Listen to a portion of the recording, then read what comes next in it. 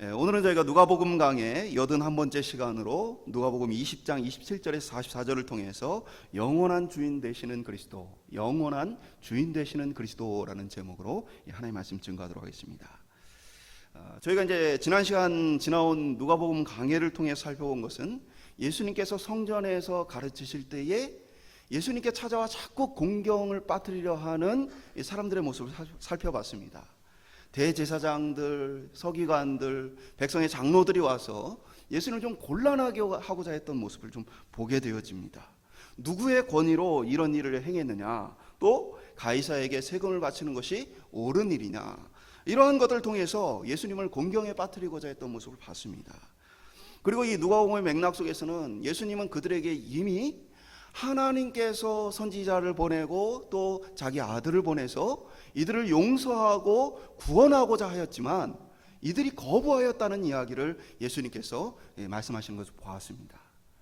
백성의 지도자들은 그것이 바로 자신들을 가리킨다는 것을 알면서도 용서나 회개의 기회를 얻기보다는 그들이 여전히 어떻게 하면 예수님을 공경에 빠뜨릴 것인가, 그러한 것에 집중하는 모습을 살펴봤습니다. 오늘 본문에는 그러한 맥락 속에 또 하나의 무리로서 예수님을 공경에 빠뜨리고자 하는 이 사두개인들이 등장하게 되어집니다. 사두개인들은 예수님을 향해서 부활에 대한 질문을 하게 되어져요.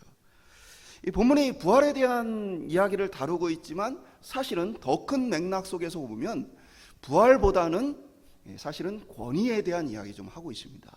왜 그러냐면 이 누가복음 저희가 함께 살펴봤던 것처럼 시리즈로 몇 개의 본문들이 연결되어서 이어져 있는 모습을 보게 되어져요.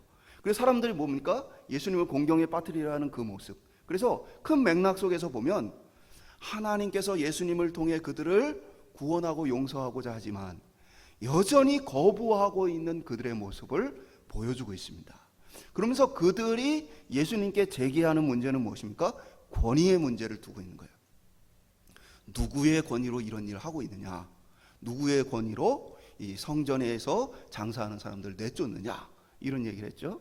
그 다음에 가이사에게 바치는 게 맞냐, 하나님께 바치는 것이 맞냐, 누구의 권위에 복종하는 것이 맞느냐, 권위에 대한 문제를 제기를 하고 있어요. 오늘 본문 역시도 성경 해석에 대한 권위가 누구에게 있느냐를 사실 강조하고 있는 부분이 있습니다. 그래서 하나님의 말씀을 어떻게 해석할 것인가, 그 해석의 권위가 누구에게 있는가라는 부분들을 이 부활의 문제를 가지고 강조하고 있는 것이죠. 사두개인들은 예수님을 향해서 모세의 율법을 가지고 모세가 이렇게 하라고 행했는데요 하면서 이 성경 해석의 문제를 가지고 예수님을 공경에 빠뜨리고자 합니다. 자신들의 해석이 바르다는 것을 증명하기 위해서, 그리고 예수님이 가지고 있는 생각이 잘못되었다는 것을 사람들에게 알리고자 나름대로 대답하기 어려운 질문이다라고 그들이 연구하고 준비해 와서 예수님께 드렸던 것이죠. 우리는 같은 성경을 보면서도 다양한 해석과 다양한 주장을 듣게 되어집니다. 그리고 그러한 것들은 오래전에 이 오늘 사두개인과 예수님 사이에 이 대화 속에만 등장하는 것이 아니라 오늘 우리 시대에도 이런 일들이 참 많습니다. 몇 해 전에 이제 사형제도에 대한 찬반 논란이 좀 일어난 때가 있었습니다. 그때에 이제 기독교인들이 방송에 나와서 또는 기독교 미디어에 나와서 성경적으로 사형제도가 옳은 것이냐 그른 것이냐에 대한 논쟁을 벌였던 모습 보게 되어집니다. 그때 보면 사형제도에 대해서 반대하는 사람은 예수님은 사랑이시라, 용서하고 그들에게 돌이킬 기회를 주고 이러한 것들이 중요하기 때문에 그리스도의 사랑으로 사형제도는 너무 끔찍한 범죄와 같기 때문에 사형제도는 없어져야 한다라고 주장을 했어요. 또 반면에 구약이나 많은 곳에서 이 사형제도에 대한 언급이 성경에도 나타나 있기 때문에 어떻게 보면 이 사형제도 자체가 성경적으로 합당한 제도다라고 주장하는 사람들도 있었습니다. 이런 것이 바로 이제 성경 해석의 차이입니다. 같은 성경을 보면서도 누구는 이렇게 생각을 하고 누구는 이렇게 받아들이게 되어지는 것이죠. 이 부분에 대해서 어떤 것이 성경적이냐, 성경적인 것은 있어요. 그러나 제가 오늘 이 시간에 이 얘기를 하다 보면 좀 길어지니까 나중에 저희가 성경 공부를 하고 또 토론을 하고 궁금한 것을 묻는 그런 시간들을 통해서 좀 나누도록 하겠습니다. 특별히 오늘 우리가 살고 있는 시대를 포스트 모더니즘 사회라고 이야기를 합니다. 포스트 모더니즘의 특징은 다양성이 존중받는 시대이고, 이 공급자, 전달자보다는 수용자의 생각이 중요해진 시대예요. 한마디로 얘기해서 성경을 하나님이 어떤 목적과 계획을 가지고 무엇을 우리에게 전달하려고 쓰셨는가 보다는 그 성경을 읽는 내가, 성경을 받아들이는 내가 어떤 감동을 받고 어떤 것을 깨닫고 어떤 것을 느꼈느냐를 더 중요하게 여기는 시대적인 분위기 속에 우리가 살고 있다는 것입니다. 그러니까 너무나 다양하고 너무나 많은 성경 해석과 주장들이 난무한 시대를 살고 있습니다. 저도 종종 이제 성경 관련된 논문들을 보다 보면 성경이 말하고 있는 하나님의 의도하고는 너무 다른 쪽으로 해석되어지는 것을 종종 보게 되죠. 뭐 심리학적인 해석이라든가 아니면 어떤 사회학적인 해석이라든가, 물론 이제 심리적이나 사회학적이나 이런 여러 가지 학문들을 통해서 성경 해석에 유익을 받을 수는 있어요. 근데 이게 지나치다 보면 하나님이 어떤 목적과 계획을 가지고 이 말씀을 우리에게 전해줬는지에 대해 전혀 다른 길로 나가게 되는 경우도 많다는 거예요. 근데 종종 그런 것을 읽으면서 참신하다, 대단하다 하는 사람들을 만나게 되어져요. 성경은 참신하고 대단한 해석이 중요한 것이 아니고 하나님이 우리에게 뭐라고 말씀하기를 원하시는지, 어떤 메시지를 전하기를 원하시는지, 그것이 중요한 이 텍스트라는 것을 기억할 필요가 있습니다. 오늘 저와 여러분이 무수히 많고 다양한 해석에, 어떻게 보면 성경 해석의 홍수 시대를 살아가는 이 시대 가운데, 성경 해석의 혼란 시대 속에서 성경의 권위라는 이 주제를 가지고 오늘 본문의 말씀을 함께 살펴보기를 소망합니다. 첫 번째 한번 따라해 보겠습니다. 사두개인들의 잘못된 성경 해석. 오늘 본문 이렇게 시작하죠. 27절에 보면 부활이 없다고 주장하는 사두개인 중 어떤 이들이 와서, 사두개인이라는 이제 사람들이 등장합니다. 사두개인에 대해서는 굉장히 많은 기록이 있지는 않습니다. 요세푸스의 역사가의 기록에 이들에 대한 기록이 좀 있고, 또 우리가 잘 알듯이 성경에 사두개인에 대한 기록이 조금 있고, 그 다음에 이들에 대한 기록은 이제 미시나라고 해서 유대의 전통 문학 속에서 이들에 대한 기록이 조금 남아 있습니다. 이들이 어디에서 어떻게 나왔냐라는 이 추론은 있지만 정확하게 이들이 어떤 존재다라고 밝히기는 어렵습니다. 다만 이들에 대해서 이 증언들이 우리에게 알려주는 것은 이들은 이스라엘 사람들, 유다 사람들 중에서 소수에 불과했습니다. 하지만 이들 중에서 권력자들이 꽤 있었습니다. 이들은 로마나 헤롯 가문, 어떻게 보면 이제 정치 지도자들로부터 긴밀한 관계를 맺으며 그들에게 유익을 얻던 이 사람들이었습니다. 그들의 사상을 보면 오늘 본문과 같이 그들은 부활을 인정하지 않았습니다. 하나님의 예정과 섭리에 대해서도 그들은 인정하지 않았어요. 그래서 어떤 사람이 불행을 겪고 어려움을 겪는 이유는 하나님의 어떤 계획과 작정 뭐 이런 것이 아니고 그냥 그 자신이 잘못된 선택을 했기 때문에, 자신의 분별력 때문에 그렇게 현세에서 고통을 받고 어려움을 겪는다라고 이들은 생각했어요. 그러니까 이들은 부활에 대해서 생각하지 않고 내 판단과 결정이 중요하다고 생각하는 사람들이니까 뭡니까? 현실주의자들이고 세속주의자들입니다.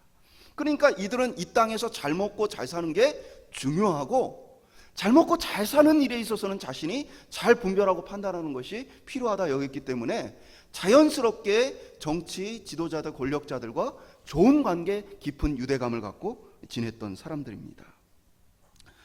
그러니까 이제 이런 사람들과 가장 갈등을 일으켰던 사람들이 바리새인들이었어요. 바리새인들은 나름대로 거룩함을 추구하는 사람들이었기 때문에 이 세속주의자들하고는 어울릴 수가 없었고, 그래서 이 바리새인들과 정통 유대인들은 사두개인들을 이단과 같이 여기는 모습이 있었습니다. 정통 유대교인들은 이들을 이단들이다라고 표현을 하거나, 아니면 유대인들이 당시에 증오했던 사마리아인들이다라고 표현을 했어요. 그러니까 사두개인은 사마리아 사람들이나 똑같은 사람들이다라고 여겨왔다는 거예요. 오늘날 이제 우리가 쉽게 이해를 하자면 일제강점기 시대의 친일파들이라고 생각할 수 있어요. 이 사두개인들은 권력에 빌붙어서 자신의 이익을 추구하는 사람, 민족의 수많은 사람들이 그들을 바라보며 정말 비난하지만 그러나 그런 것에 개의치 않고 이 땅의 평안함과 안락함을 추구했던 이 사람들인 것이죠. 이들 역시 예수님께 오늘 질문을 했던 이유는 자신들의 목적을 위해서요. 자신들은 소수파로서 많은 사람들의 지지를 받지 못하는 상황 속에 있습니다. 그러니까 오늘 예수님을 향해서 질문을 던진다는 것은 어떤 의미냐면, 지금 예수님이 어마어마한 인기를 누리고 있고, 우리가 잘 알듯이 예루살렘으로 입성하실 때에 수많은 사람들이 환호하며 이제 곧 하나님 나라가 임했다, 이제 곧 하나님 나라가 세워질 것이다, 이들이 예수님을 왕 삼으려고 어마어마한 기대를 가지고 있었습니다.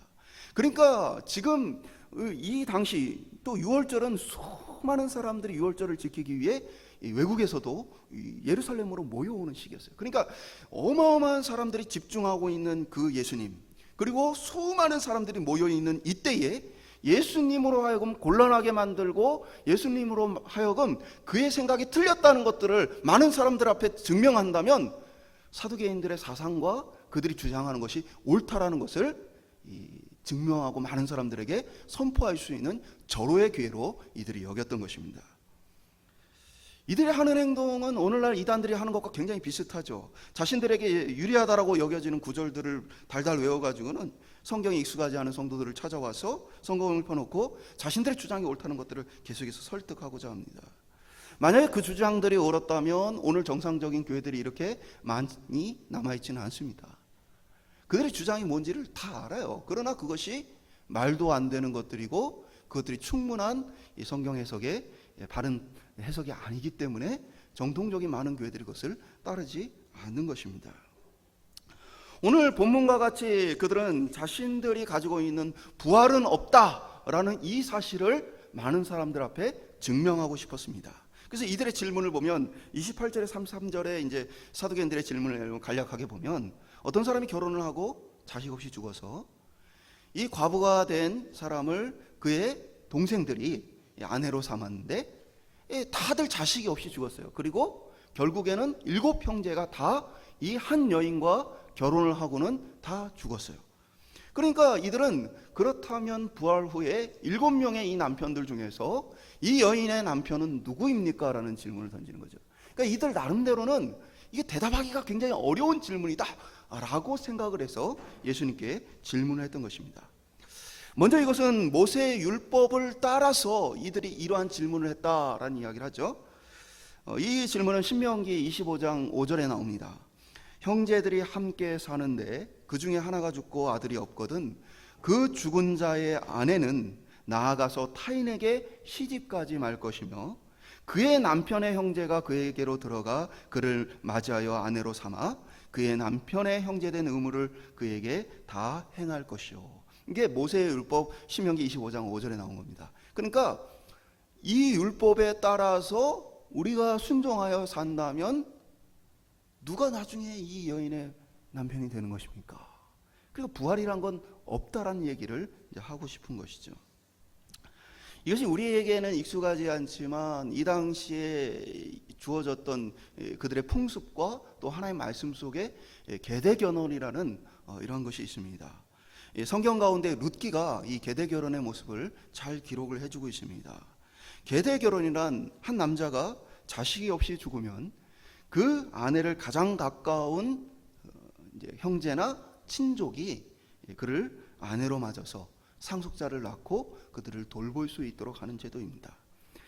이게 이제 우리가 보기에는 굉장히 이상하고 어떻게 보면 잘못됐다라고 여겨질 수 있지만, 이거를 이제 오늘날 우리의 시점으로 보면 안 되고 당시의 시대 문화 속에서 봐야 돼요. 당시 시대 문화는 오늘하고 굉장히 많이 다릅니다. 당시에는 여인이 혼자서 살아간다는 것은 굉장히 어려운 시기입니다. 오늘처럼 경제활동을 하거나 어떤 일을 할 수 있는 시대가 아닙니다. 그러니까 성경에서도 가장 불쌍하고 가난한 이 돌봐야 될 부류로 말하는 건 뭡니까? 고아와 과부입니다. 가장 연약하고 불쌍한 사람들.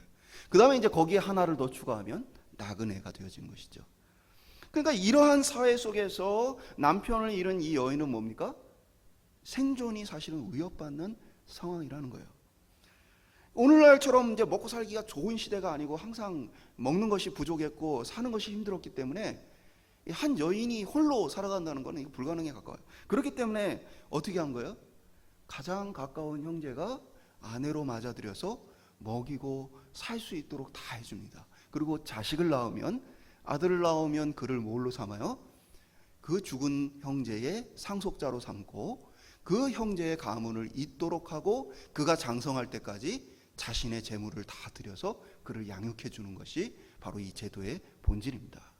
한마디로 얘기해서 뭡니까?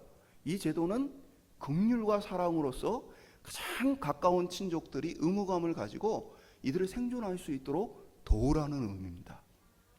오늘날로 적용한다면 어려운 형제, 어려운 형편에 있는 이들을 긍휼을 가지고 돌보는 것이 이 제도의 특징이에요. 근데 사람들이 악하면 이런 일을 하지 않습니다. 오늘날 우리가 이제 풍족하니까 아내가 둘이 있으면 좋겠다, 뭐 셋이 있으면 좋겠다 생각하지만 당신 먹고 사는 굉장히 힘든 시대예요. 그러니까 룻기에도 보면 사람이 악하기 때문에 룻을 아내로 이제 처음 맞아야 될 사람이 결국에는 거절합니다. 자신은 이거 못하겠다, 이 의무를 내가 다하지 못하겠다. 그러고는 신을 벗어줍니다. 신을 벗어준다는 의미는 자신의 의무를 이제 내가 못하여서 다른 사람에게 넘긴다는 의미입니다. 그리고 신을 이렇게 벗는 사람을 보면 사람들이 다 대대손손 가족들이 욕을 하는 거야. 야, 저 사람은 하나님의 긍휼을 행하지 않는 자다. 저 사람은 이 가족을, 이 형제를 돌봐야 하는데 돌보지 않는 자다 하면서 이 비난 속에 이제 살아가야 되는 것이죠. 그럼에도 불구하고 사회가 어렵고 힘들다 보니까 거부하고 거절하고 이것을 행하지 않는 사람들이 굉장히 많았던 것을 보여주는 것이죠. 그렇기 때문에 이 성경이란 것은 본질적인 하나님의 의도와 뜻이 있어요. 그런데 단순히 그것을 문자적으로 해석하게 되어지거나 아니면 오늘 사두개인들처럼 자신의 어떤 목적, 자신의 생각들을 뒷받침하기 위해서 성경을 이용하게 되어지게 되면 사실은 성경이 전혀 다른 결과를 낳게 되는 것을 보게 되어지는 것입니다. 이들은 지금 예수님께 부활에 대한 것을 배우거나 알고자 질문한 것이 아니고 뭡니까? 자신들의 주장을 가지고 성경을 이용해서 예수님을 곤란하게 만드는 것을 위해서 이들이 행했다는 거예요. 한마디로 성경이란 것은 우리가 그 말씀에, 죄인인 우리가 그 말씀에 나아가서 변화를 받는 것, 우리가 변화받는 게 성경의 목적이에요. 근데 이 사람들의 모습은 뭡니까? 성경을 자기 나름대로 바꾸어서 자신의 목적을 이루려고 하는 것이죠. 어떤 이들은 이 바리새인, 이 사두개인들의 편견과 같이 어떤 목적을 가지고 그런 것이 아니라 때로는 자신의 삐뚤어진 생각과 죄의 본성을 따라서 성경을 잘못 해석하는 경우도 많이 있습니다. 우리 역시도 이 시대 속에 살고 있기 때문에 이 시대의 사상에 어떻게 합니까? 영향을 받아 삽니다. 그러니까 예를 들면 뭐 이런 것이죠. 옛날에는 뭐 형님이 잘 되면 동생들 자기 회사나 뭐 자기가 아는 곳에 다 취직시켜줬어요. 그리고 형님이 뭐 이렇게 정보가 있으면 이 동생들한테 알려줘갖고 그들을 잘 살게 해줬어요. 그래서 부모가 맏형에게 재산을 다 줬어요. 그럼 나머지 재산을 나눠주는 게 아니고 형이 나머지 동생들을 다 책임졌어요. 근데 오늘날 그런 식으로 살면 어떻게 됩니까? 사회적 비난을 듣습니다. 우리 형이 어느 회사 다니니까 거기 취직시켜주면 취업 비리가 되어지는 거죠. 오늘날 뭐 이렇게 지금 부동산 비리와 같이 우리 가족 중에 누가 어떤 정보를 갖고 있다고 해서 그걸 가지고 이제 땅을 사고 이러면 비리가 되어지는 거죠. 이게 불과 몇십 년 전만 해도 그렇게 하지 않는 사람이 비난을 받았어요. 너만 잘 살려고 하느냐, 너만 행복하려고 하느냐, 네 형제들을 어떻게 하려고 하느냐. 옛날에는 그런 사람이 비난 들었지만 오늘날은 어떻게 해요? 그렇게 형제들을 그러한 방법으로 돌보는 사람들이 비난을 받습니다. 그러니까 결국 뭘 말씀드리냐면 우리 역시도 이 시대의 어떤 흐름과 사상이 지배를 받아요. 그렇기 때문에 영향을 받기 때문에 하나님의 말씀을 보면서도 뭡니까? 거기에서 벗어나지 못한 채 해석하고 적용할 때가 많다라는 것입니다. 그러다 보니까 때로는 성경을 벗어나서 내 마음대로 내 멋대로 성경을 이용할 때가 많이 있는 것을 보게 되어집니다. 오늘 우리는 사두개인들과 같이 많은 사람들이 오리 속에 빠져 있다는 것을 보게 되어집니다. 우리 역시도 아무리 참되게 교육을 받고 바른 성경 교육을 받았다 할지라도 우리의 본성의 죄 때문에 때로는 종종 오류에 빠질 때가 많다는 것입니다. 중요한 것은 무엇입니까? 성경을 대함에 있어서 성경이 내 생각을 뒷받침하는 근거가 되어지는 것이 아니라 내가 성경에 맞춰 변화되어야 한다는 이 사실을 깨달은 채 성경을 대해야 한다는 사실입니다. 성경이 변화되는 게 아니고 내가 성경에 맞춰 변화되기를 소망합니다. 오늘 저와 여러분이 성경 앞에 설 때마다 내가 하나님의 말씀에 변화되겠습니다.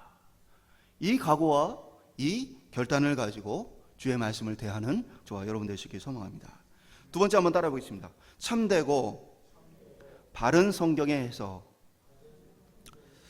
인간이 이렇게 오류가 많고 이렇게 성경을 바르게 알 수 없는 어려움들이 많다면 인간은 어떻게 성경을 바르게 해석할 수 있는가? 성경은 단지 몇 개의 구절들을 짜집기 위해서 끼워 맞추라는 해석을 해서는 안 됩니다. 성경은 성경 전체의 맥락을 통해서 해석될 필요가 있습니다. 성경의 최종 권위는 하나님께서 가지고 계시기 때문에 변함없는 하나님의 뜻은 성경 전체를 통해서 나타나가 있고 그 속에서 그것을 해석해야 합니다. 오늘 사도계인들이 예수님을 향해서 모세의 율법에 이렇게 됐습니다 라고 시비를 거니까 예수님께서 그것에 대해서 동일하게 뭡니까?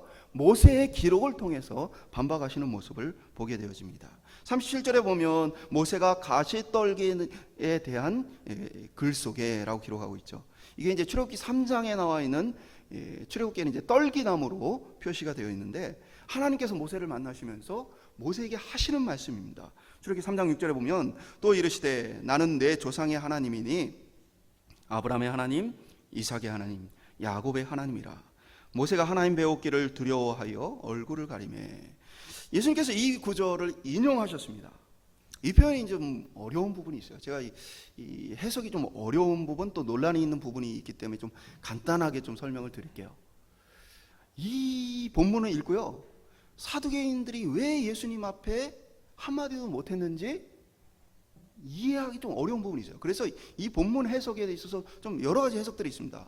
하나는 이 본문의 시제를 가지고 얘기하는 거예요. 이삭의 하나님이 이삭에게 하나님이었던 분이 아니다.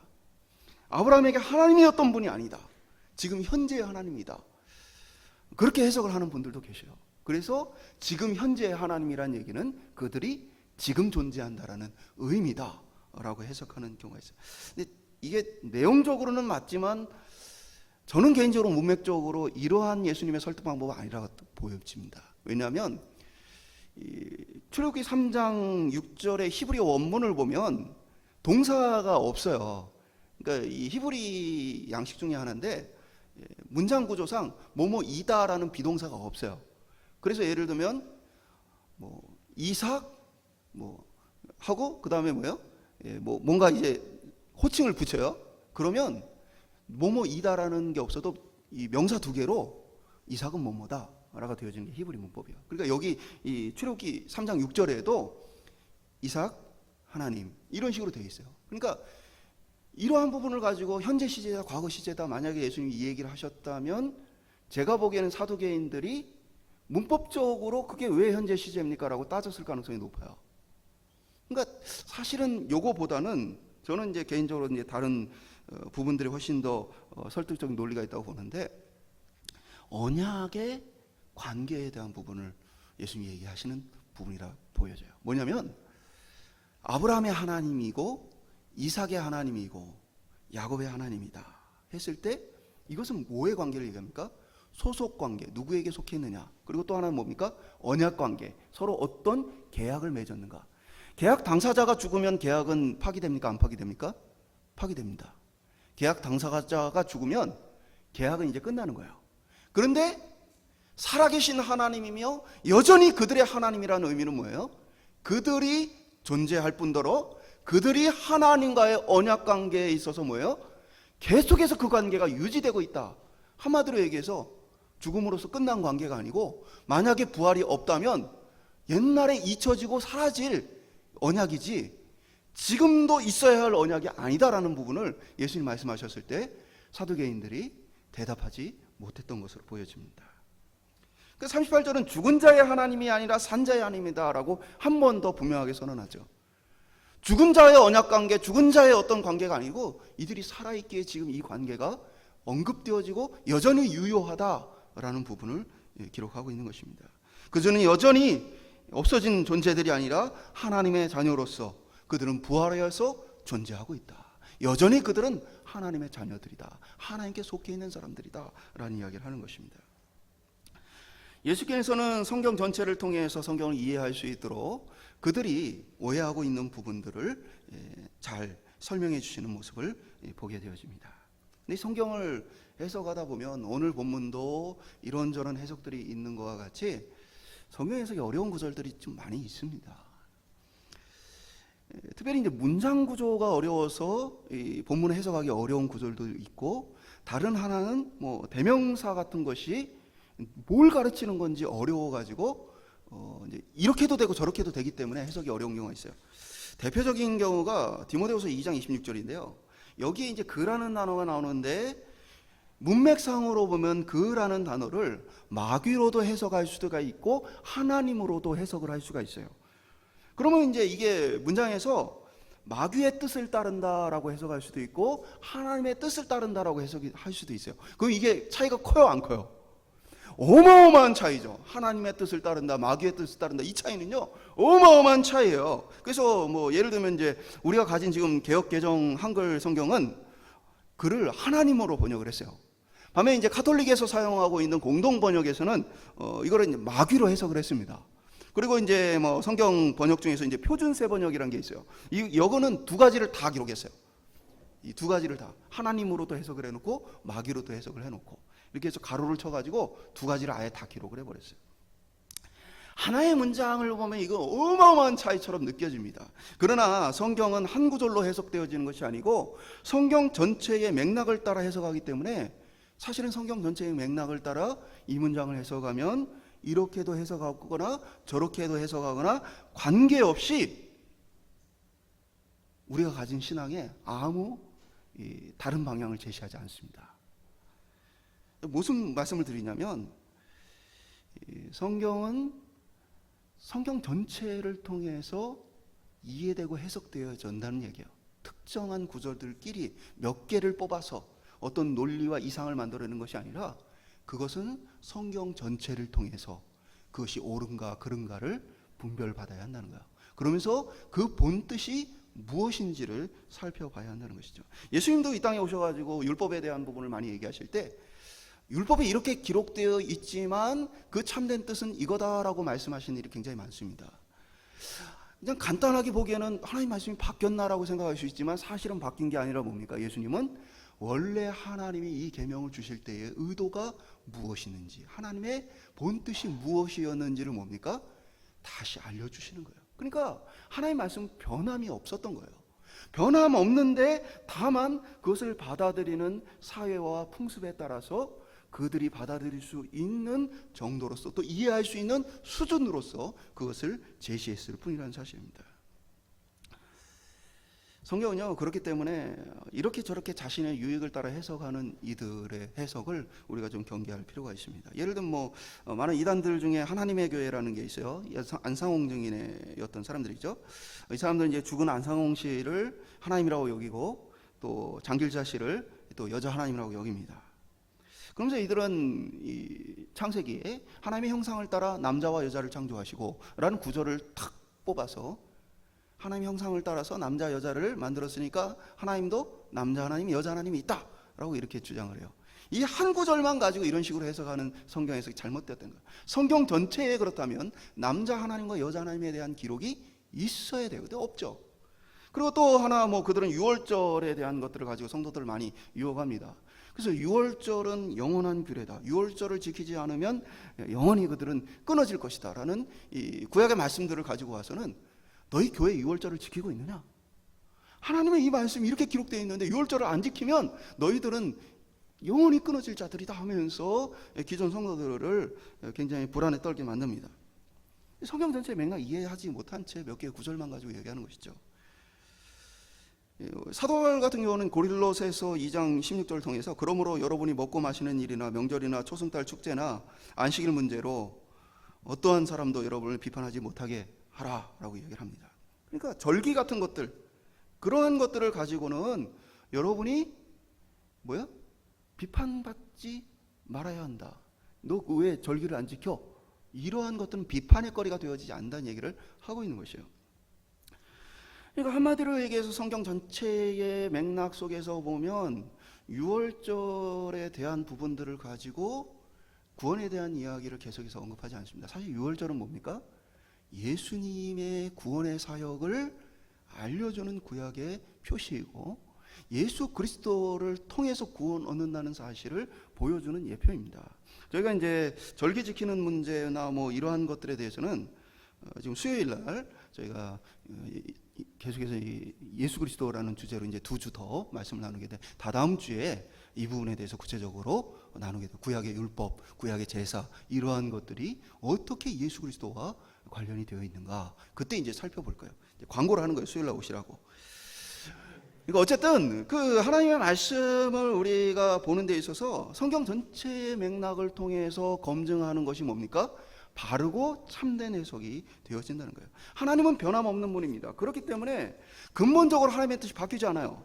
그러니까 만약에 하나님의 뜻이 시대마다 바뀌고 하나님의 진리가 어떤 때마다 바뀌어진다면, 뭐 하나님일 때는 이렇고 예수님일 때는 이렇고 성령님일 때는 이렇게 바뀌어진다면 우리가 구약 성경이나 신약 성경을 읽을 이유가 하나도 없는 것입니다. 바뀌었는데 옛날 걸 못 알아 읽어요.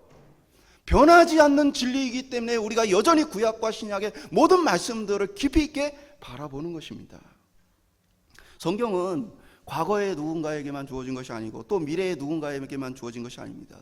성경은 변함없는 진리로서 과거, 현재, 미래의 모든 사람들에게 구원을 얻게 하는 지식이라는 사실입니다. 예를 들면 이제 요한계시록 해석에 있어서 이단들의 특징은 하나같이 요한계시록을 미래 사람들을 위해서 준 것이라고 생각을 해요. 그러니까 2000년 전에 예수님이 이 요한을 통해서 하나님께서 이들에게 말씀을 주셨는데 2000년 전에 이 말씀을 들은 사람들에 대한 이야기가 아니고 나중에 종말 때의 사람들을 위한 예언이다라고 생각하면 성경은 완전히 잘못 해석하는 것이죠. 성경은 과거, 현재, 미래의 모든 사람들에게 변함없는 진리예요. 오늘날 우리에게도 이 말씀은 살아 효력이 있는 것이고 필요한 말씀이라는 것입니다. 그래서 오늘 우리에게 필요한 것이 있다면 하나님의 말씀을 성경 전반을 통해서 배워가는 것이 필요하다는 사실입니다. 오늘 우리가 시작하는 기독교 강요는 이런 면에서 성경을 균형 있게 알아가기에 굉장히 좋은 교재입니다.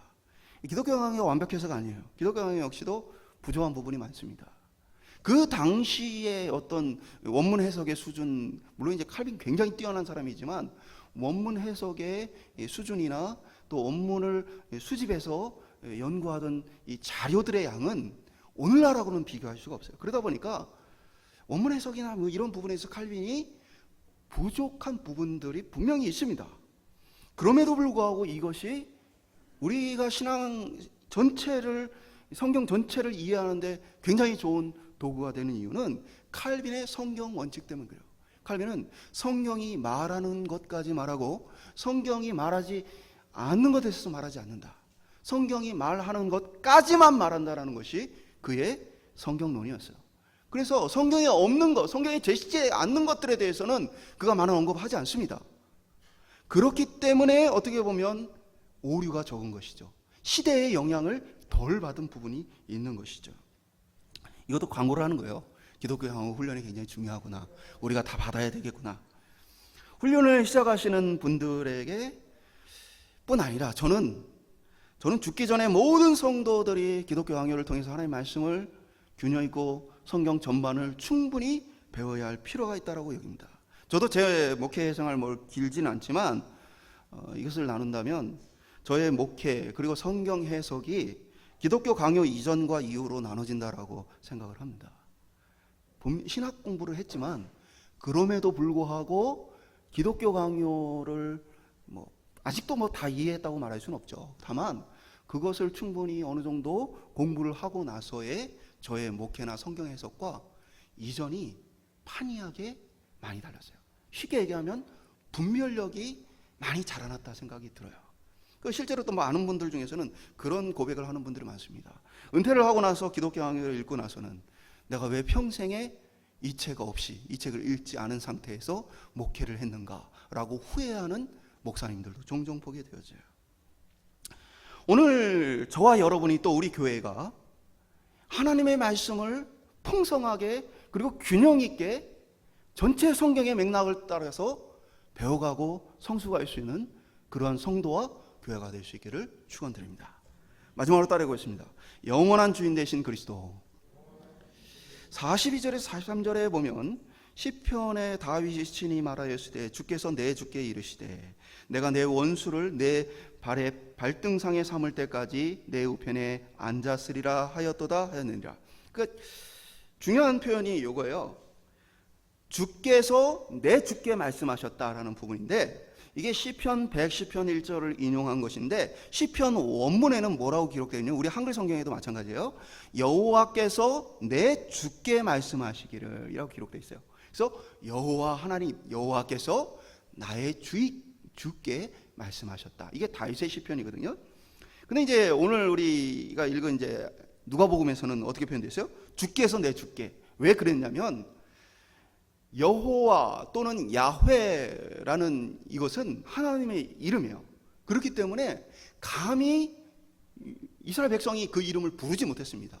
존귀한 그 이름을 함부로 그 입에 담지를 못했어요. 그래서 이들이 쓸 때는, 성경을 쓸 때는, 필사할 때는 여호와 야훼라고 표현을 하지만 그것을 낭독하고 읽을 때에는 아도나이, 주라고 바꿔서 읽었어요. 그러니까 예수님 당시에도 여호와 또는 야훼, 왜 이게 두 가지가 다 이야기가 되냐면 실제 발음을 어떻게 했는지 정확하지 않기 때문에 여호와라고도 표현하는 분들이 계시고 야훼라고도 표현하는 분들이 계신 거예요. 정확하지 않기 때문에. 아무도 이 발음을 오랫동안 해오지 않았기 때문에 뭐라고 읽는지 모르는 거예요. 이 히브리어 자체가 이 모음을 다 갖고 있지 않기 때문에, 표현하지 않았기 때문에.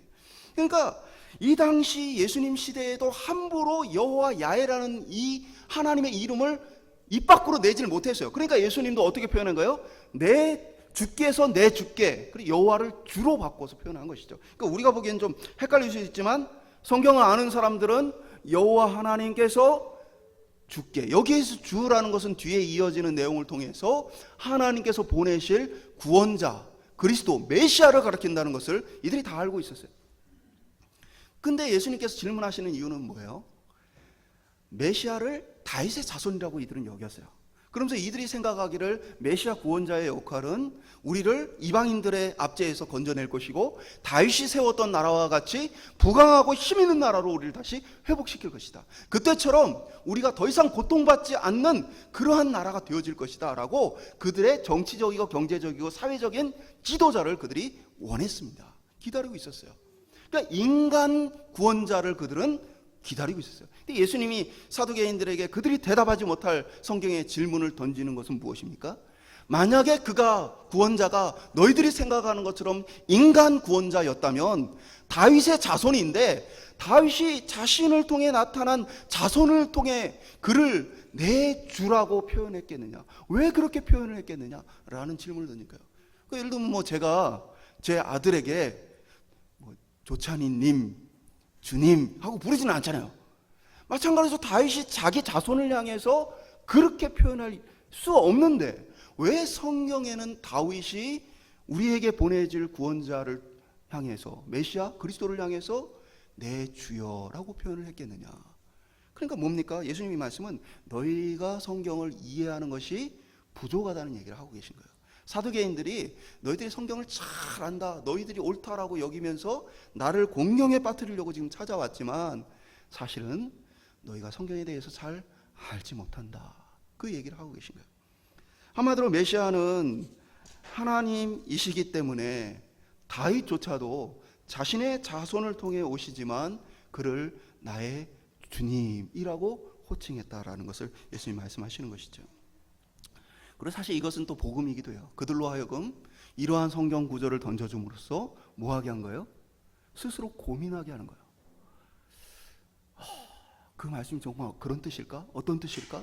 그 고민을 통해서 뭘 느끼게 하는 거예요? 그리스도가 누구인지를 생각하고 떠올리고 돌이킬 수 있는 기회를 주님이 그들에게 주셨다는 거예요. 그러면서 예수님 또 하셨던 말씀 중에 하나는 뭡니까? 부활 후에 대해서 얘기를 하시죠. 천사와 같이 시집가고 장가가는 일이 없다. 말씀하신 것은 이렇게 단순한 지식을 가진 인간이 아닌 예수님이 신적 권위를 가지고 신적 지식을 가지고 부활 후에 사람에 대해서 말씀해 주신 것이죠. 그러니까 예수님은 뭘 얘기한 거예요? 자신이 그리스도로서 단순히 어떤 인간이 아니라 하나님이심을 보여주시고, 자신의 그 모든 권위와 지식이 이 사람들이 가지고 있는 그 수준과는 다르다는 것들을 알려주신 모습을 우리가 보게 되어진 것입니다. 성경 해석을 함에 있어서는요, 우리 역시도 마찬가지예요. 오늘날 아무리 성경 해석의 기술이 발달하고 또 이 성경 이 원문들이 굉장히 많이 발견되어서 자료들이 많고 또 역사적으로 어떤 고고학적으로 수많은 이 발굴들을 통해서 그 어느 때보다도 지식이 많아졌다 할지라도, 인간은 인간의 한계 속에서 하나님의 그 깊이 있는 지식을 다 이해할 수 없다는 것입니다. 오늘 예수님이 그 인간, 당시 사두개인, 바리새인, 서기관들 얼마나 성경 지식에 뛰어났는지 몰라요. 그 성경을 정말로 깊이 있게 아는 사람들이 그 당시에 많았습니다. 그럼에도 불구하고 예수님의 오늘 모습을 통해서는 하나님, 그 성경의 권위를 가지신, 성경의 이 모든 것을 정하시고 해석하신 그 원뜻을 아시는 그 주님과 우리 사이에 얼마나 많은 차이가 있는지를 보여주는 것입니다. 저는 이렇게 생각이 돼요. 누군가가 성경 해석에 있어서 자신을 대단하게 여기거든 여러분, 그 사람은 상종할 필요가 없습니다. 하물며 성경에 없는 것을 하나님이 뜻인 것처럼 말하는 사람들하고는 더욱더 상종할 가치가 없습니다. 지금도 이 시대에 선동꾼들이 많아요. 선동꾼들. 제가 군에 있을 때요, 밤이 되면 내후반에서 잠을 자야 되는데 막내들 잠을 안 재워요. 다 이불을 덮고 누우면 막내들을 챙기는 그 기수들이 있어요. 걔네들이 막내와 같이 이불을 써요. 그러나서 그 이불 속에서 계속 교육을 합니다. 그래서 무슨 교육을 하냐면 기수표 암기를 시킵니다. 기수표 암기라는 건 뭐냐면 부대 안에 있는 사람들의 기수, 이 사람들이 이제 들어온 시점에 따라 기수가 있어요. 그 다음에 그 기수에 따라서 뭡니까? 계급이 뭐고, 그 다음에 어떤 같은 계급 중에서도 누가 높은 사람이고 누가 낮은 사람인지를 부대원 전체를 암기시키는 거예요. 그리고 또 하나는 이제 훈계. 네가 오늘 부대 생활하면서 그런 식으로 행동하면 안 된다. 그런 식으로 말하면 안 된다. 그런 것에 대한 이제 훈계를 그 입을 쓰고 탁 합니다. 제가 이제 저도 그런 교육을 받았고, 또 제 밑에 있는 친구에게도 기수표를 암기할 수 있도록 도와주었고, 그리고 저 역시도 이제 조금 계급이 돼서 이제 그 막내들을 교육시키는 것에 이제 그 위로 올라갔어요. 그래서 이불을 덮고 탁 눕는데 그 막내들을 교육시키는 친구가 그 자기 이제 막내들에게 교육을 하는 내용을 이렇게 아무리 조용히 얘기해도 다 들리잖아요. 듣는데, 야, 너 우리 조일경님이 어떻게 군대 생활을 하셨는 줄 알아? 너희들이 군대 지금 생활하는 건 아무것도 아니야. 제 얘기를 하는 거예요. 얘네 제 얘기를 하는데 이건 거의 나라를 구했어요. 전지전능한 사람이요. 제 그 얘기를 들으면서 웃겨가지고 말이 안 되니까, 얘네들이 지금 저에 대한 얘기를 하고 있는데 말이 안 되는 얘기를 하니까 제가 너무 웃겨가지고 그 웃음을 참느라고 고생했던 기억이 나요. 얼마나 과장을 하는지. 오늘날 그런 선동꾼이 많아요. 귀에 감기게 이야기를 합니다. 사람들이 선동을 합니다. 그러나 하나님의 원뜻과 하나님의 목적과는 너무 다른 이야기를 하는 해석들이 많다는 것이죠. 그러면서 자신은 성경을 잘 안다, 자신에게 배워야 한다는 사람들이 얼마나 이 시대에 많은지 모릅니다. 저는 감히 제가 성경을 많이 안다 말할 수가 없어요. 여전히 조금 더 알아갈 뿐입니다. 그리고 성경은 하나님의 은혜와 성경의 도우심이 아니고는 그 깊은 곳까지 도달할 수 없는 것입니다. 지식만을 가지고도 성경을 알 수 있는 것이 아니고, 또 많은 경험만을 가지고도 알 수 있는 것이 아닙니다. 왜냐? 인간과 하나님 사이의 이 격차가 어마어마하기 때문에 감히 인간이 내가 하나님의 뜻을 다 알았다, 성경을 다 안다 말할 수 없는 것이라는 사실입니다. 오늘 저희 역시 그렇게 하나님 앞에서 겸손한 태도로 성경의 권위와 성경 해석의 모든 것이 인간이 아닌 하나님께 있다라는 믿음의 고백을 가지고 겸손히 알아갈 수 있는 저와 여러분 되시기를 소망합니다. 로마 카톨릭은 로마 이 교황이 모든 성경 해석권을 갖고 있다 생각하고 교회가 그 모든 해석권을 갖고 있다 말합니다. 그러나 오늘 우리는 그렇지 않습니다. 교회는 불완전하고 오늘 우리 교회 역시도 부족합니다. 그래서 우리 역시도 부족한 해석을 따라서 그저 주님께서 붙들어 주시고 인도해 주시니 이 길을 조금씩 따라갈 뿐이라는 사실입니다. 오늘 저와 여러분이 이러한 마음을 가지고 성경의 해석에 있어서 그 권위자 되시는 그리스도께 성령께 지혜를 구하면서 겸손히 하나님 말씀 앞에 설 수 있기를 소망합니다. 말씀 맺도록 하겠습니다. 우리는 사도계인과 같이 우리 역시도 편견과 고집으로 성경을 잘못 해석할 때가 많이 있습니다. 때로는 나의 어떤 생각과 나의 주장을 내세우기 위해서 성경을 자꾸 근거로 들어서 설득하려 하는 모습들을 보게 되어집니다. 혹시 성경을 내 멋대로 내 마음대로 변형시키고 그 뜻을 왜곡하고 있는 것은 아닌가? 사실 우리는 경계해야 합니다. 우리는 성경을 이용하기 위해 하나님께서 우리에게 주신 것이 성경이 아니라 우리 자신을 변화시키기 위해서 주셨다는 사실을 먼저 깨달아야 합니다. 그리고 그 성경은 몇몇 내 마음에 드는 구절을 통해서가 아니라 뭡니까? 하나님의 모든 계획과 뜻이 성경 전체의 맥락을 통해서 전체를 통해서 이해되고 해석되어야 되는 줄 믿습니다. 종종 신비적인 신앙생활 하는 분들 보면 성경을 탁 갑자기 펴요. 오늘의 말씀 하고 딱 핍니다. 그리고는 요한복음 3장 16절 탁 얽고는 실제 있었던 일이에요. 어떤 미국에 사는 한국 분이신데요. 그날 탁 피고 요한복음 3장 16절. 그 집을 이분이 구하러 가는데 존 스트리트 3번과 16번째 집이 매물로 나왔어요. 그러니까 막 오늘 요한복음 3장 16절을 아침에 딱 했는데 요한이죠. 거기에 딱 3장 16절과 같이 3번과 16번째 집 딱 나오니까 이분이 주께서 이 집을 사라고 오늘 내게 말씀을 주셨구나. 이런 건 안 된다는 거예요. 근데 이런 일이 많이 일어나요. 사람이요 점치듯이 하나님의 말씀을 막 보면서 자기 뜻대로 찾기를 원하는 그 마음들이 있어요. 여러분, 눈에 보이지 않는 하나님이 우리를 이끌고 계십니다.